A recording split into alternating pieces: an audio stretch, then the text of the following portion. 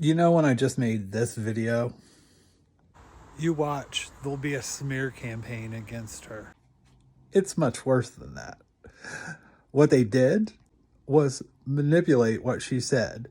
Here's what CBS had to say about what she said. And this morning, we've been hearing from one of the two hostages freed by Hamas yesterday. 85-year-old Yocheved Lifshitz spoke out about her ordeal. She was released alongside 79-year-old Nurit Cooper. Both of their husbands, however, remain captive in Gaza.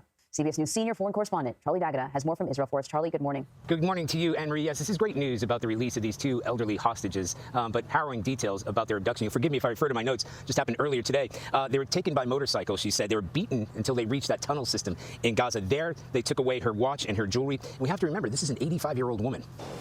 They touched down in Tel Aviv overnight, a short flight by helicopter from Egypt, following the Hamas handover. A cup of tea, a brief farewell to their heavily armed captors in those green headbands. It's okay, let's go. It's okay. Belying the terrifying ordeal they've been through. Yocheved Lifshitz and Nurit Cooper out of the hands of Hamas and into the arms of the Red Cross at the Egyptian border. I went through hell, Lifshitz said at a press conference. She described how she was kidnapped on a motorcycle. She said she was taken inside a miles-long spiderweb-like tunnel system in Gaza. They treated us gently and they met all our needs, she said. They seemed ready for this. They prepared it for a long time. She said her husband was separated from her. He is still believed to be held by Hamas. So, Charlie, it was really a remarkable press conference with Lifshitz. Can you talk a little bit more about, what she said about what she experienced? What stood out to you? Yeah, well, she talked about the miles and miles of the tunneling system, and she had to walk through that. She did see other hostages there. She didn't have any idea as to how many other hostages were being held. Yes, they were treated well enough, considering they had been kidnapped, but the details of being sort of abducted, it just sounds like an absolute nightmare. Notice how they edited what she said and rarely touched on exactly what she said and took it out of context. Now let's watch Democracy Now! Together and see what she actually said. I wanted to go to something that just happened before the broadcast, and that is one of the hostages who was released speaking. Hamas has released two Israeli civilians held hostage in Gaza. On Monday, a Hamas spokesperson said 79-year-old Nurit Cooper and 85-year-old Yocheved Lifshitz had been let go for humanitarian reasons. Hamas shared video showing armed fighters releasing the elderly hostages to Red Cross officials. Just before the video ends, Yocheved Lifshitz reaches back to shake the hand of one of her captors, saying shalom, the Hebrew word for peace. Earlier today, Yocheved Lifshitz spoke to reporters in Tel Aviv.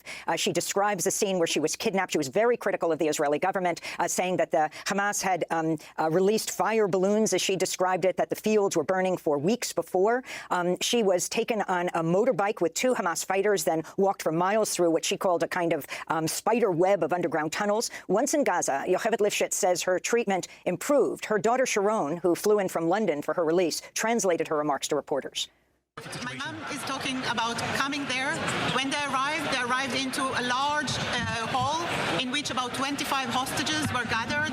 And after 2 or 3 hours, those hostages, 5 of them, she among them, were taken into a separate room.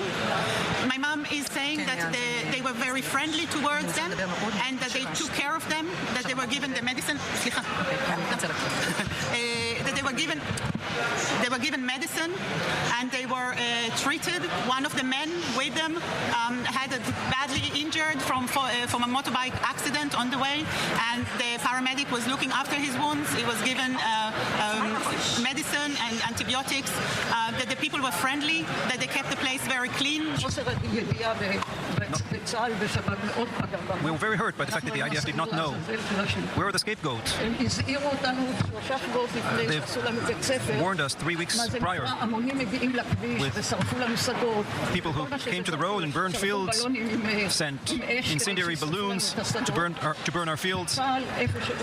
And they're just not manufacturing consent. They're manufacturing the news. This is literally a lie. When you change the context around with something like this, it's a lie.